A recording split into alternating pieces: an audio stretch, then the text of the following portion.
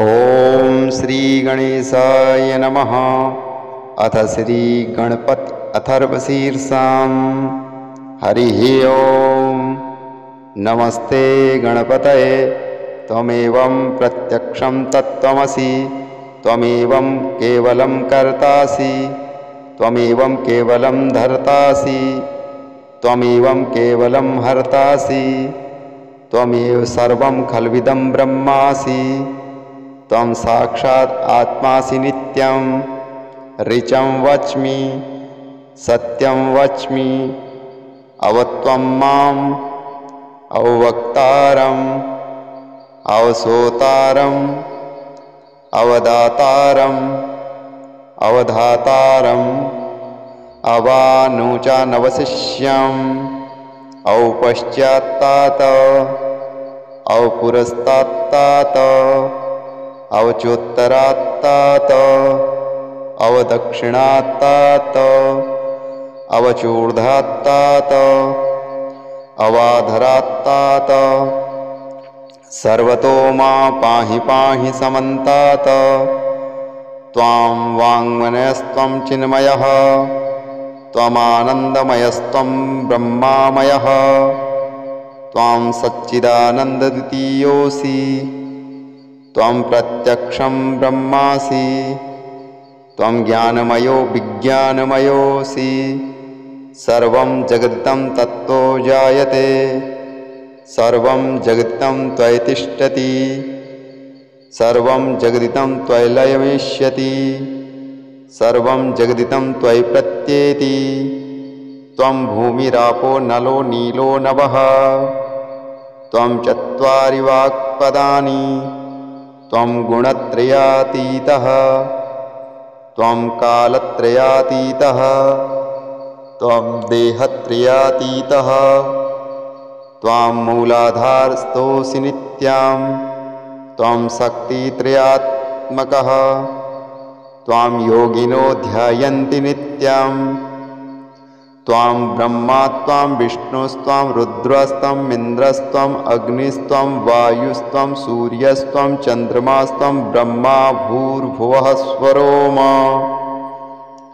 गणादिपूर्वमुच्चार्य वणनादितदन्तरम् अनुस्वारः परतरः अर्धेन्दुलसितं तारेण रुद्धम् एतत्त्वमनुस्वरूपं।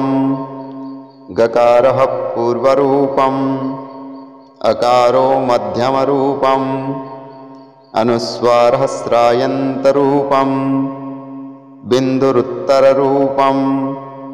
नादः सन्ध्यानां संहिता सन्धिः, सहसा गणेशविद्या गणकऋषिः निचद्गायत्री छन्दः।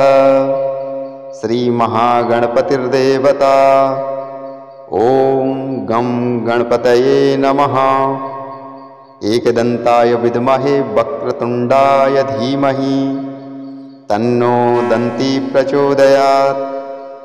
एकदन्तं चतुर्हस्तं पाशाङ्कुशधारणम् अभयं वरदं हस्ते बिभ्राणां मूषकध्वजम्। रक्तं लम्बोदरं शूर्पकर्णकं रक्तवाससं, रक्तगन्धानुलिप्ताङ्गं रक्तपुष्पैः सुपूजितं। भक्तानुकम्प्यं देवं जगत्कारणमुच्यतम्। आविर्भूतं च सृष्टयादौ प्रकृतेः पुरुषात् परम्। एवं ध्यायन्ति यो नित्यं स योगी योगिनां वरः।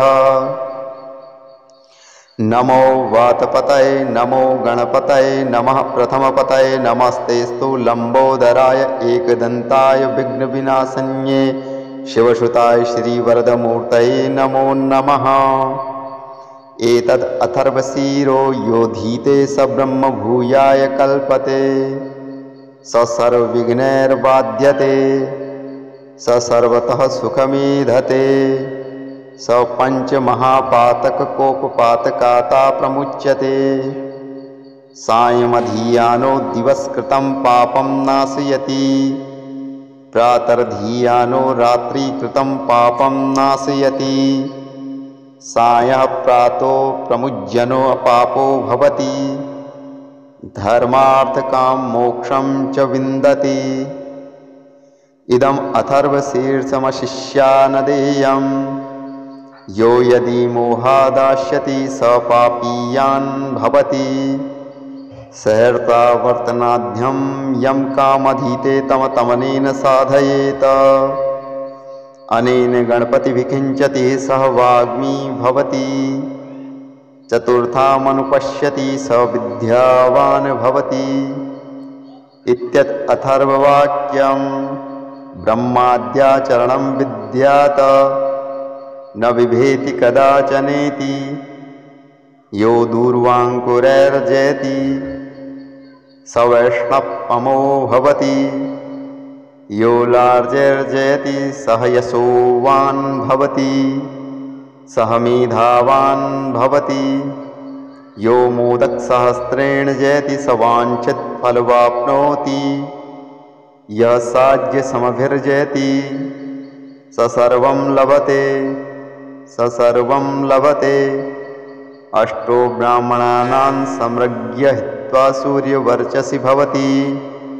सूर्यग्रहे महानद्या प्रतिमा सन्निधौ वाजपत्रो सिद्धमन्त्रो भवति। महाविघ्नात् प्रमुच्यते महापापात् प्रमुच्यते महादोषात् प्रमुच्यते। स सर्वं विविध भवति स सर्वविद भवति य एवं वेदः।